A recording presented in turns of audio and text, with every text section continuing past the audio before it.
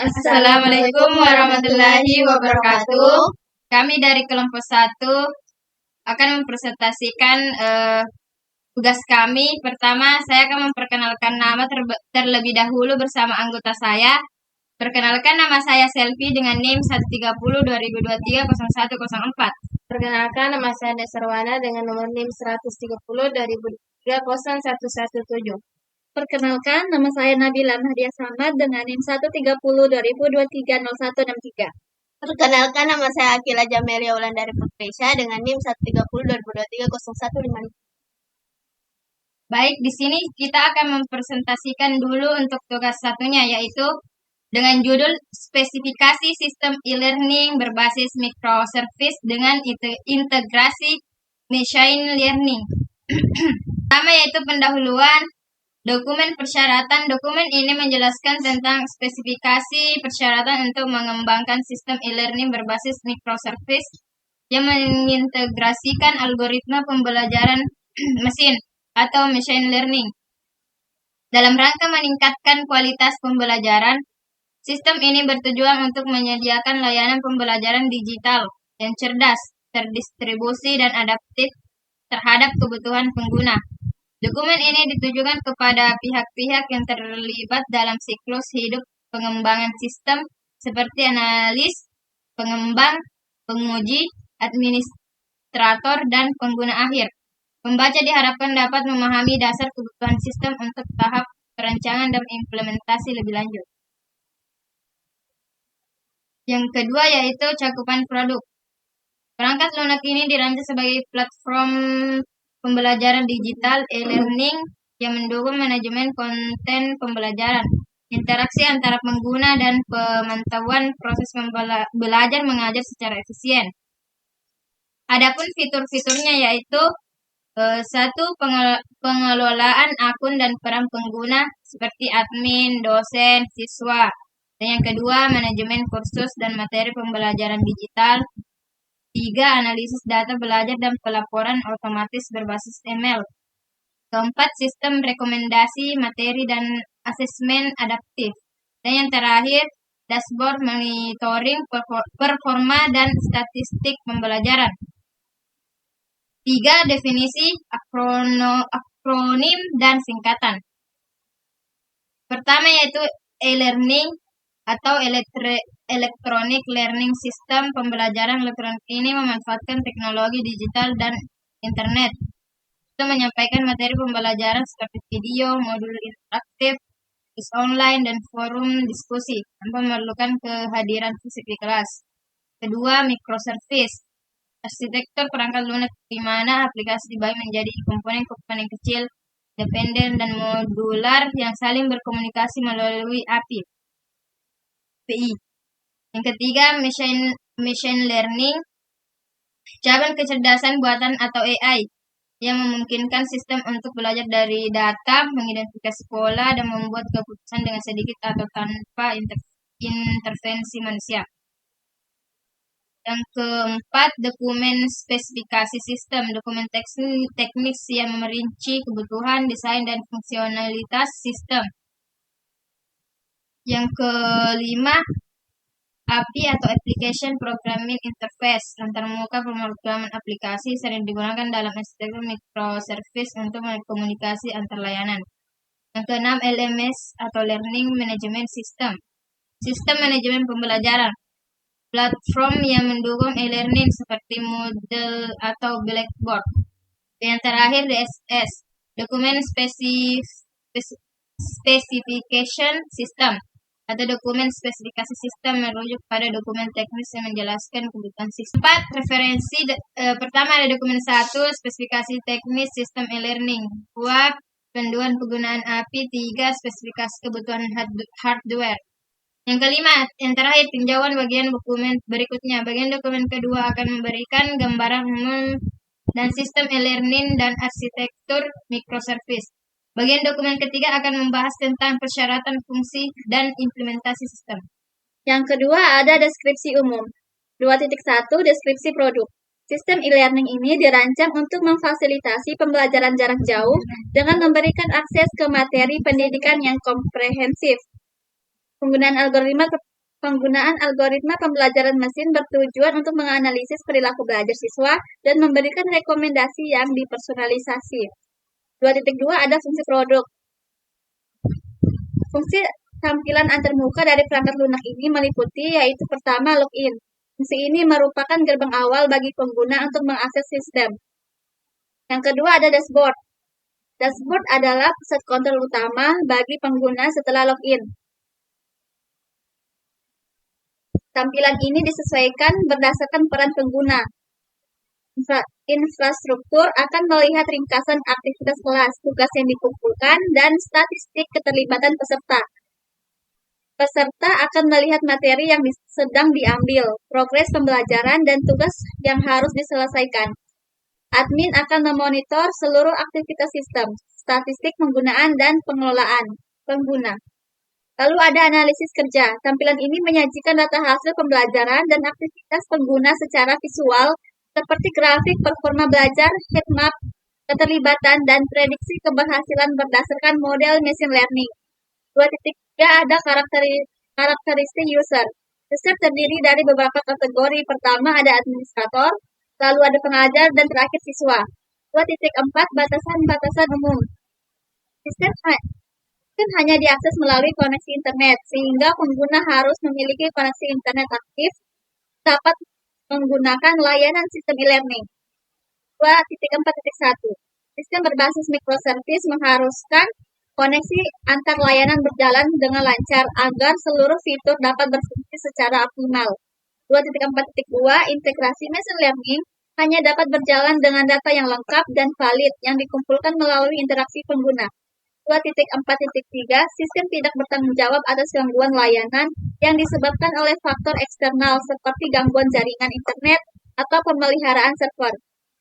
Dan terakhir 2.4.4 pengguna harus mematuhi kebijakan penggunaan dan privasi yang berlaku dalam sistem, termasuk menjaga kerahasiaan data login. Adapun 2.5 yaitu asumsi dan ketergantungan. Sistem e-learning berbasis microservice dengan integrasi algoritma pembelajaran mesin dibangun dengan sejumlah asumsi dasar. 3. Persyaratan umum. 3.1 Persyaratan interface eksternal. 3.1 User interface. User interface adalah lapisan sistem e-learning berbasis microservice dengan integrasi machine learning yang memfasilitasi interaksi antara pengguna seperti siswa, pengajar, dan aplikasi melalui elemen visual seperti tombol, menu, ikon, dan tata letak layar, serta aplikasi yang intuitif dan pengalaman pengguna yang nyaman. 3.1.2 Antarmuka perangkat keras ada responsif pada berbagai perangkat. Harus mampu menyelesaikan tampilan dengan baik di perangkat desktop, tablet, maupun smartphone. Desain intuitif dan mudah dipahami. Tata letak harus dirancang sedemikian rupa agar pengguna tidak kesulitan menemukan menu dan fungsi utama.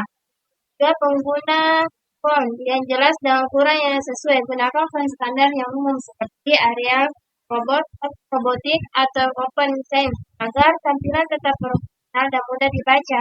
Mode aksesibilitas. Sistem sebaiknya menyediakan opsi seperti model tab dan model peningkatan kontras dan navigasi dengan keyboard. Itu konsistensi elemen UI, tombol, menu, drop-down, dan ikon harus memiliki desain dan fungsi yang konsisten.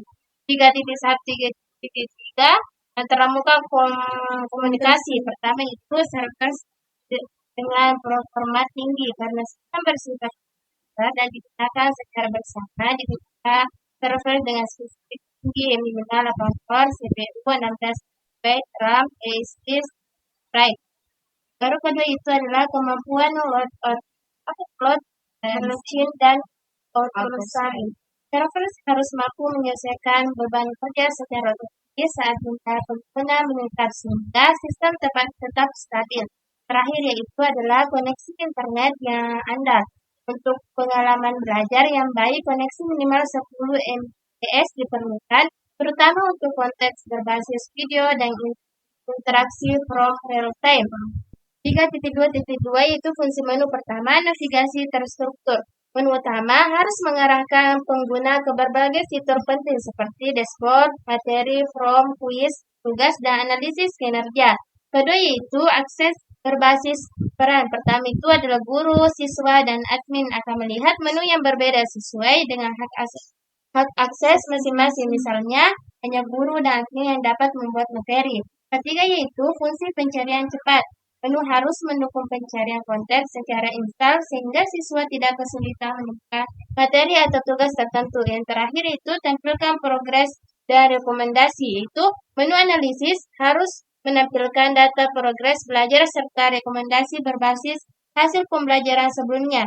3.2.3 fungsi input proses output. Pertama itu adalah respons cepat. Dibutuhkan 2 detik. Itu kedua adalah stabilitas pengguna. Ketiga itu proses machine learning efisien. Yang keempat yaitu tingkatan ketersediaan tinggi. 99,9%. 3.3 itu persyaratan performal. 3.3.1 itu kecepatan respon sistem. Respon cepat. Sistem harus memberikan respon terhadap setiap pengguna dalam waktu kurang dari 2 detik di bawah kondisi beban normal. Permintaan pengguna mencakupi pertama, memuat halaman antara seperti dashboard, kedua itu mengakses konten pembelajaran, ketiga menjalankan fitur berbasis machine learning, terakhir itu adalah open administrasi seperti pembaruan dan penggunaan. Kedua itu pengukuran waktu respon. Waktu respon diukur dari seperti permintaan dikirim oleh pengguna hingga respon sepenuhnya diterima di sisi klien.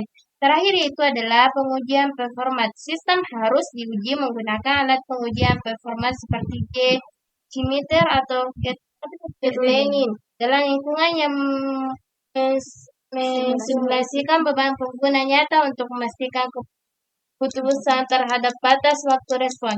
3.3.2 penanganan beban tinggi. Pertama itu adalah kapasitas pengguna. Kedua adalah load balancing. Tiga itu casing apa tuh? Casing. 3.3.3 itu efisiensi integrasi machine learning. Pertama adalah detensi mode ML. Apa tuh? ML. Kedua optimasi infrastruktur. Ketiga infrastruktur. Terakhir itu ada casing hasil ML. 3.3.4 yaitu adalah kendala dan ketersediaan. Pertama itu adalah uptime, kedua adalah failover, ketiga adalah pemantauan. 3.4 yaitu atribut perangkat lunak. 3.4.1 itu adalah kemampuan. Yang pertama adalah operasional 24/7, kedua adalah backbone otomatis dan prodik, terakhir itu adalah dukungan failover dan clustering. Selanjutnya 3.4.2 yaitu keamanan. Yang pertama yaitu enskripsi data sensitif yang berisi informasi seperti password, nilai siswa, dan detail akun disimpan dengan enkripsi standar industri. Yang kedua yaitu proteksi dari ancaman cyber yang berisi sistem harus dilengkapi dengan firewall, proteksi terhadap SQL injection, cross-site scripting atau XSS, dan cross-site request forgery atau CSRF, audit trail, dan logging. Semua aktivitas penting dalam sistem, yaitu login, akses data, perubahan informasi, harus dicatat untuk keperluan keamanan dan audit. 3.4.3 atau perawatan. Yang pertama yaitu modularitas dan kemudahan pengembangan. Yang kedua CI atau CD pipeline. Yang ketiga dokumentasi lengkap, dan keempat dashboard monitoring. Selanjutnya diagram. Yang pertama yaitu entity relationship diagram. Gambarnya sebagai berikut. Selanjutnya data flow diagram. Yang terakhir yaitu activity diagram. Penutup, dokumen ini diharapkan menjadi panduan awal untuk pengembangan sistem e-learning berbasis microservice. Setiap bagian yang telah dijelaskan bertujuan untuk memberikan gambaran yang jelas mengenai spesifikasi dan fungsionalitas sistem yang akan dikembangkan.